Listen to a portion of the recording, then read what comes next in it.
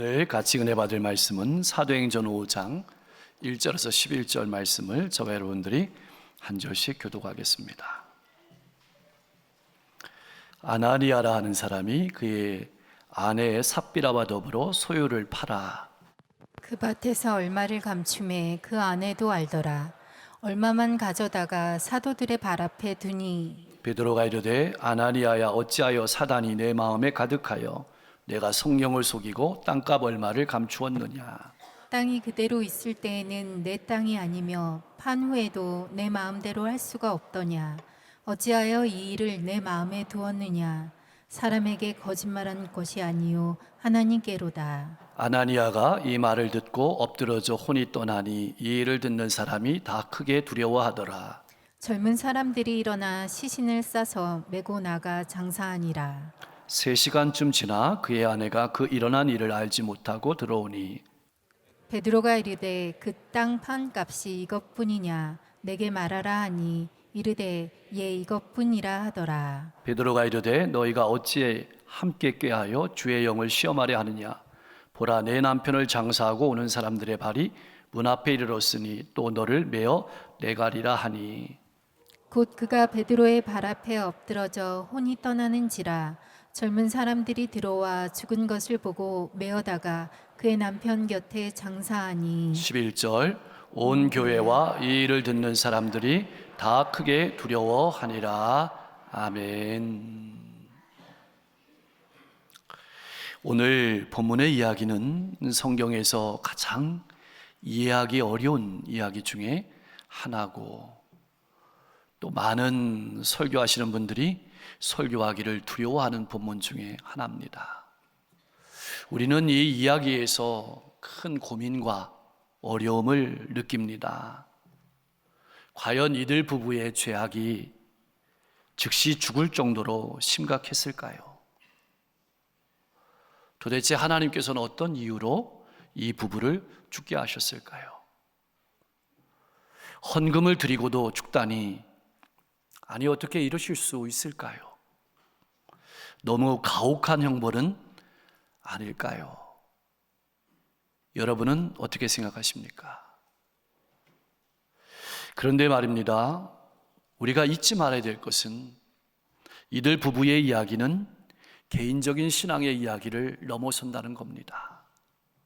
사도행전 4장 32절 이하에 기록된 교회의 공동체의 이야기의 한 부분입니다. 이렇게 말씀을 드리는 것은 오늘 본문의 이야기는 교회가 어떤 곳이고 또 어떤 곳이 되어야 하는가를 기록한 말씀으로 우리가 읽어야 한다는 뜻이기도 합니다. 예수님께서 십자가에 달려 돌아가시고 부활하신 후 승천하시기 전에 제자들에게 이렇게 명령하셨습니다. 아버지께서 약속하신 것을 기다려라. 지난주에 우리가 암송한 말씀처럼 오직 성령이 너희에게 임하시면 다른 것으로 되는 것이 아니고 오직 성령이 임하셔야만 된다는 얘기죠. 너희가 권능을 받고 그때서야 예루살렘과 온 유대와 사마리아와 땅끝까지 이르러 내 증인이 되리라. 그러니까 예수의 증인, 부활의 증인이 되는 것은 성령의 능력을 받아야만 된다. 왜냐하면 사람의 힘으로는 걸어갈 수 없는 길이 믿음의 길이기 때문입니다. 과연 오순절날이 이르러서 성령께서 성도 위에, 성도 안에 임재하심으로 성도들의 삶 가운데는 놀라운 변화가 일어났습니다. 우선은 마음을 같이 해서 모이기를 힘썼습니다. 자발적으로 그렇게 한 겁니다. 하나님을 찬송했습니다. 여기에서 그친 것이 아니라 한 마음과 한 뜻으로 가진 것을 함께 나누었습니다. 그리고 함께 기도하면서 서로를 사랑하며 살아가게 되었습니다. 초대교회는 바로 이렇게 성령의 감동으로 삶의 변화를 경험한 성도들이 함께하는 공동체였습니다. 우리가 어려울 때마다 초대교회 얘기하는데, 초대교회는 여러 면에서 우리가 꿈꾸고 우리가 바라보고 흠모하는 교회지만 그렇다고 해서 완벽한 교회는 아니었습니다. 물론 하나님의 말씀을 따라서 믿음으로 살고자 힘쓰는 신실한 성도들이 참 많았습니다. 그 중에 특히 본이 되는 사람이 바나바였습니다. 36절, 37절 말씀에서 소개되는 바나바는 초대교회에서 매우 중요한 인물이었습니다. 이방 선교의 거점이 되는 안디옥 교회를 성장시키고 성숙시킨 목회자였습니다. 그리고 교회를 박해하던 사울이 회심했을 때 모두가 믿지 않았습니다. 그리고 사울을 두려워해서 그 사람 앞을 피했습니다. 근데 이때 믿어주고 옆에서 함께 해주고 변호해주고 그를 도와준 사람이 바나바였습니다. 그리고 오늘 우리가 읽은 5장 앞에 바로 말씀의 4장에 보면 성령께서 주시는 감동으로 가난한 사람들을 위해서 자기의 밭을 팔아서 드린 인물이 바나바였습니다. 사실 이 바나바는 별명입니다. 원래 이름은 요셉입니다. 바나바라는 이름의 뜻은 위로자라는 뜻입니다. 권면하는 사람이라는 뜻입니다. 다시 말하면 바나바는 권면하고 격려하고 많은 사람을 위로함으로 신앙의 본을 보여준 신앙인이었습니다. 그래서 이 이름이 바나바가 된 겁니다. 많은 이들이 바나바에게 위로와 새 힘을 얻었고 격려를 받았습니다. 바나바는 초대교회에서 명성이 자자했습니다. 칭찬이 자자했습니다. 이렇게 초대교회는 본을 보여주는 사람을 통해서 성장하고 성숙했습니다. 그런데 이와는 다르게 일부는 교회 내에서 예수가 아니라 자신을 드러내고자 속이는 이들도 있었습니다. 바로 아나니아와 삽비라 부부였습니다. 이들도 역시 초대교회 성도들과 마찬가지로 바나바와 마찬가지로 성령께서 주시는 감동을 받았습니다. 그래서 자발적으로 부부가 한 마음이 되어서 밭을 팔아서 드리기로 작정했습니다. 그 밭을 판 대금을 가지고 사도들 앞에 나왔습니다. 그런데 이들 부부는 밭을 판 돈 중에 일부를 감추고 마치 전부를 드린 것처럼 그렇게 했습니다. 감추다라는 말의 뜻은 착복하다는 뜻입니다. 횡령하다는 뜻입니다. 이 단어가 구약에 한번 나오는데 어디에 나오냐면 이스라엘 백성들이 가나안 땅에 들어갔을 때 첫 성 여리고를 무너뜨렸을 때 하나님께서 명령하셨죠. 이런 물건은 다 하나님께 드려라. 그런데 아간이라는 사람이 그 하나님의 말씀을 무시하고 하나님께 드려야 될 물건 중에 일부를 취해서 자기 장막에 감추었습니다. 다시 말하면 이 부부는 자발적으로 성도들의 필요를 위해서 하나님 앞에 드린 헌금의 일부를 취하면서도 그것이 전부인 것처럼 거짓 행동을 했던 것입니다.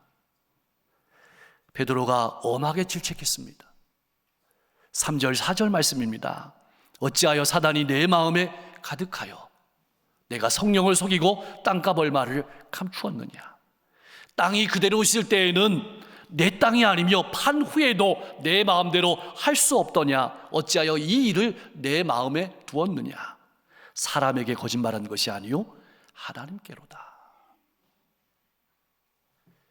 어찌하여 사단의 지배를 받아 성령 하나님을 속이고 땅값 일부를 감췄냐는 것입니다. 그들은 교회가 가난한 자들 위해서 구제하기 위해서 땅을 매매할 때는 분명히 성령의 감동을 받았습니다. 성령의 인도를 받았습니다. 그러나 처분한 땅값을 손에 들었을 때에는 사단에게 미혹이 되었습니다. 성령의 인도하심을 거역한 죄를 범했던 것입니다.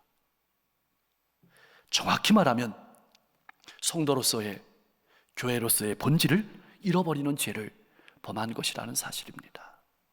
사랑하는 성도 여러분, 우리는 이 본문 말씀을 통해서 이런 질문을 던져야 합니다.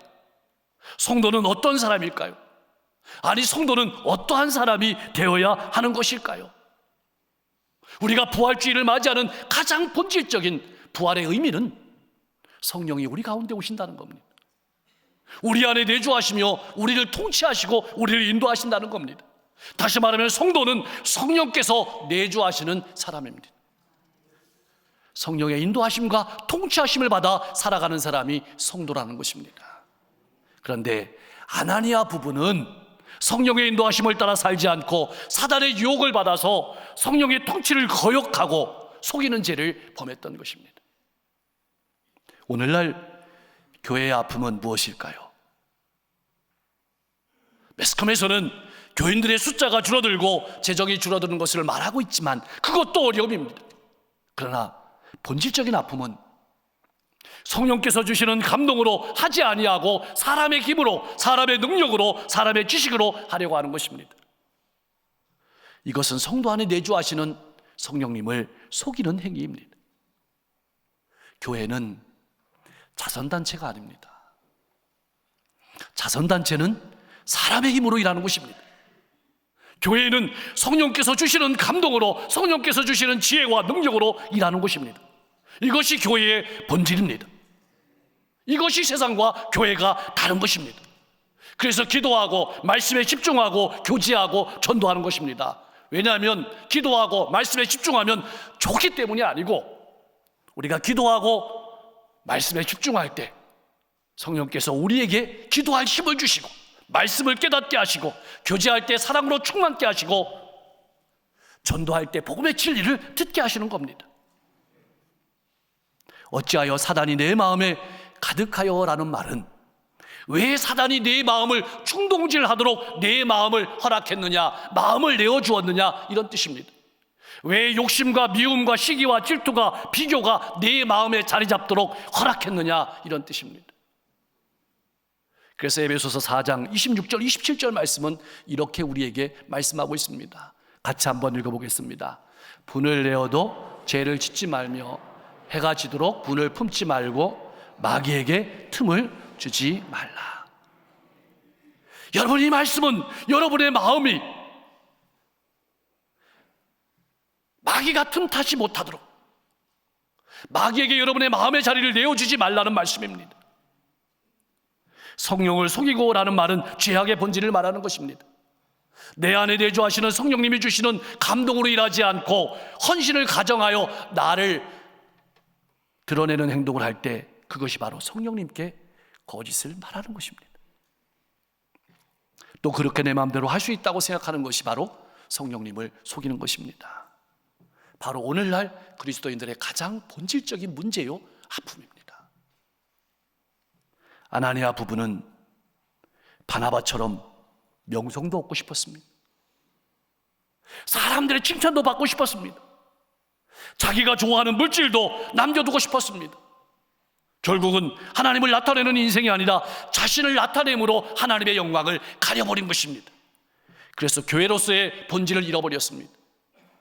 자신은 물론이고 교회의 성장과 성숙을 가로막은 것입니다. 이것이 영적인 전쟁이라는 사실을 우리가 알아야 하는 겁니다. 아나니아는 베드로의 질책을 받자마자 엎드러져 혼이 떠났습니다. 죽었습니다. 그리고 이 일을 듣는 사람마다 두려움이 생겼습니다. 어떤 두려움일까요? 하나님을 속일 수 없다는 두려움일 것입니다. 젊은 사람들이 아나니아의 시신을 싸고 메고 나가서 장사를 지냈습니다. 아나니아의 장례 후에 약 3시간이 흘렀을 때 부인 삽비라가 교회로 들어왔습니다. 그녀는 남편이 땅값 일부를 감춘 것을 알았습니다. 그런데 그 후에 일어난 일은 알지 못했습니다. 이때 베드로가 묻습니다. 그 땅 판 값이 이것뿐이냐? 삽비라에게 이렇게 물은 것은 회개의 기회를 주는 것입니다. 그러나 삽비라도 남편과 마찬가지로 성령을 속일 수 있다고 생각했습니다. 그래서 주저하지 않고 예, 이것뿐입니다 라고 대답했습니다. 그녀도 곧바로 죽임을 당했습니다. 한날 죽임을 당한 이 부부의 소식은 교회 성도들에게 큰 두려움을 주었습니다. 교회와 성도는 성령 하나님께서 통치하시는 공동체임을 깨달은 것입니다. 그래서 에베소서 4장 25절 말씀은 우리에게 이렇게 권면하고 있습니다. 우리 같이 한번 읽어보겠습니다. 그런즉 거짓을 버리고 각각 그 이웃과 더불어 참된 것을 말하라. 이는 우리가 서로 지체가 됨이라. 아멘. 사랑하는 성도 여러분, 하나님께서 우리 교회에 원하시는 것은 무엇일까요? 성도가 어떤 거짓도 용납하지 않는 순결한 삶, 거룩한 삶을 살아가기를 원하시는 것입니다. 교회는 하나님이 세우신 거룩하고 경건한 공동체가 되어야 합니다. 교회는 하나님이 임재하시는 공동체입니다. 하나님이 임재하신다는 것은 큰 은혜지만 또한 두렵고 떨리는 일입니다. 그래서 우리 신앙생활은 사랑이 넘치는 신앙생활과 더불어서 두려운 것이 같이 가야 합니다. 왜냐하면 죄를 지으면 하나님의 심판을 받고 교회에 영향을 미치기 때문입니다. 당연히 사회에도 영향을 미치는 겁니다. 자, 그렇다면 하나님께서는 무엇을 우리에게 말씀하시려고 이 말씀을 기록하셔서 우리에게 들려주시는 것일까요? 교회는, 성도는 세상과 어떻게 달라야 하는지를 우리에게 분명하게 보여주시는 것입니다. 교회는 어떤 것일까요? 눈에 보이는 사람만 보는 공동체가 아닙니다. 눈에 보이지 않는 하나님을 바라보고 살아가는 공동체입니다. 하나님께서 예수님의 핏값을 주고 사신 공동체고 성령께서 인도하시고 통치하시는 공동체임을 알라고 말씀하시는 겁니다. 초대교회 성도들은 이것을 분명히 보았습니다. 그래서 거룩한 두려움이 생겼습니다. 이 사건을 통해서 우리가 알아야 될 중요한 사실은 성도의 가슴 속에는, 교회에는 거룩한 두려움이 있어야 된다는 것입니다. 왜 신앙인들이 자기 속에 오른 대로 행하는 것일까요? 하나님에 대한 거룩한 두려움을 잃어버렸기 때문입니다. 이것이 오늘 교회 공동체의 가장 큰 아픔입니다. 왜 사람들이 죄를 짓게 되는 것일까요? 하나님이 눈에 보이지 않기 때문입니다. 하나님에 대한 두려움이 없기 때문입니다. 그래서 세상과 다를 바가 없는 것입니다. 아니, 오히려 더할 때가 있습니다. 구원은 받았으니 이제 마음 놓고 죄를 지어도 된다고 생각하는 것입니다. 나는 어떻습니까? 여러분, 교회는 무엇을 많이 해야 되는 공동체가 아닙니다. 교회는 오히려 하나님이 하시는 일이 드러내는 것을 경험하는 공동체입니다. 왜냐하면 우리 안에 내주하시는, 교회 가운데 계시는 성령께서 일하시기 때문입니다. 그것을 체험해야 합니다. 우리는 예배 드렸습니다. 우리는 기도했습니다. 우리는 교제했습니다. 우리는 전도했습니다. 나는 회개했습니다. 그런데 내 생각이 변했습니다. 내 행동이 변했습니다. 내 가치관이 변했습니다. 좋던 것이 싫어졌습니다. 여기서 나아가서 이웃을 사랑하게 되었습니다. 다른 사람도 품게 되었습니다. 이런 일들이 날마다 일어나는 것이 교회고 이것이 신앙생활입니다. 교회의 생명은 규모에 있는 것이 아니고 순결에 있습니다. 거룩함에 있습니다.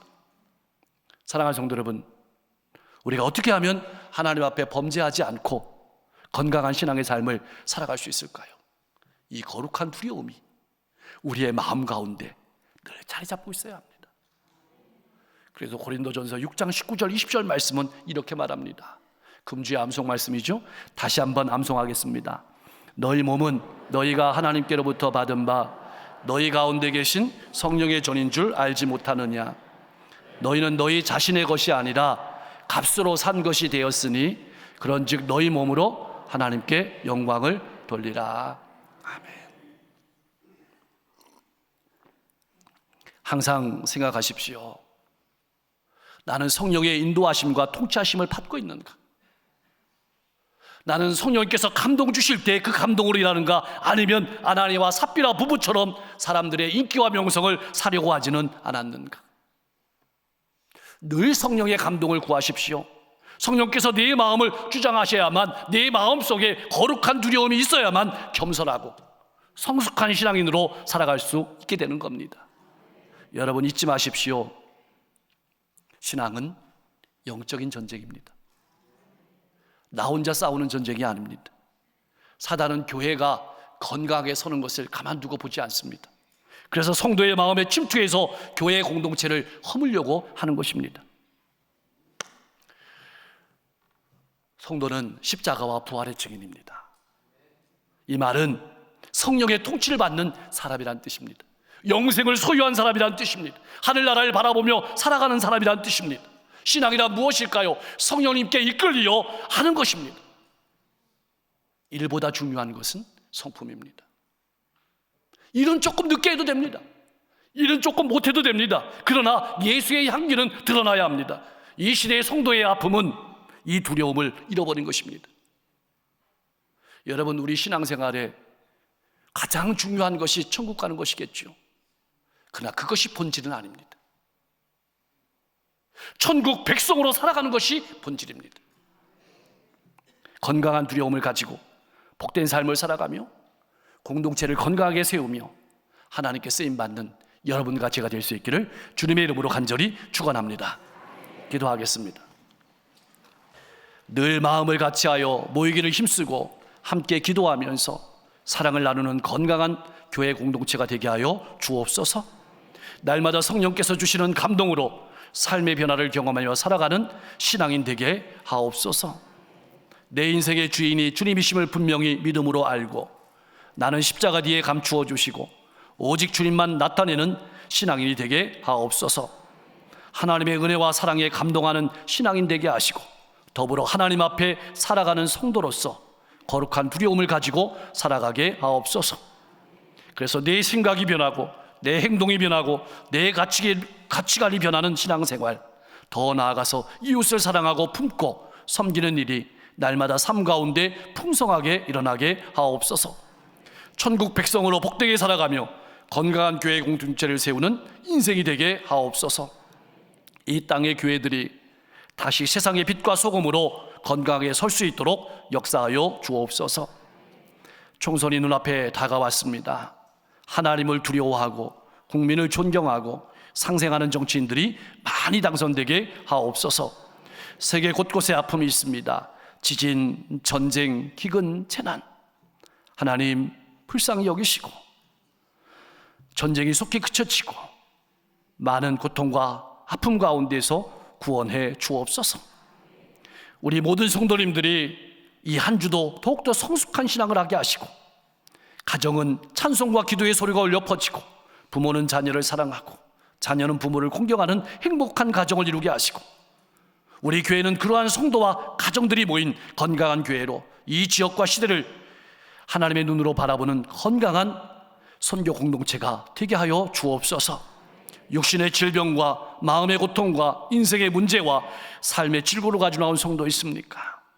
하나님께서 가장 잘 아시오니 머리부터 발끝까지 주님의 보혈을 부어주셔서 질병을 깨끗하게 치유하여 주시옵소서. 마음의 평안을 회복시켜 주시옵소서. 인생의 문제들을 해결하여 주시옵소서. 삶의 관계를 열어주시고 인생의 앞길을 활짝 열어 주시옵소서. 오늘도 복음을 들고 한 영혼 한 영혼에게 하나님 아버지의 마음을 품고 나가는 선교사님들의 발걸음을 기억하시고 저들이 가는 곳마다 수많은 영혼들이 주님께 돌아오게 하여 주시옵소서. 예수님의 이름으로 간절히 기도하옵나이다.